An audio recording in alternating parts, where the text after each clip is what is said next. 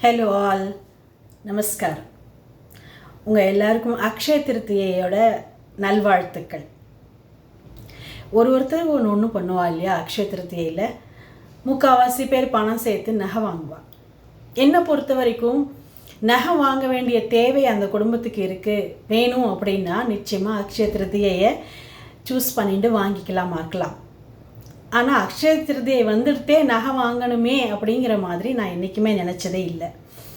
ஏன்னா எங்கள் அம்மா ஆற்றுலேயும் சரி, என் ஹஸ்பண்ட் ஆற்றுலேயும் சரி அந்த பழக்கம் அந்த காலத்துலேருந்து இல்லை. அது ஏதோ இப்போ வந்த மாதிரி தான் இருக்குது. ஒரு 10-20 வருஷம் முன்னாடி வந்ததுன்னா தப்புன்னு சொல்ல முடியாது. எதுவுமே நகையாவோ பணமாவோ சேர்த்து வைக்கிறத ஒரு விஷயத்த நான் தப்புன்னு என்றைக்குமே நினைக்க மாட்டேன். பட் அது ஒரு கம்பல்ஷனாக ஆகி அது ஒரு ஸ்ட்ரெஸ்ஸாக ஆகிடக்கூடாது அப்படிங்கிறது தான் நினச்சிப்பேன் நான்.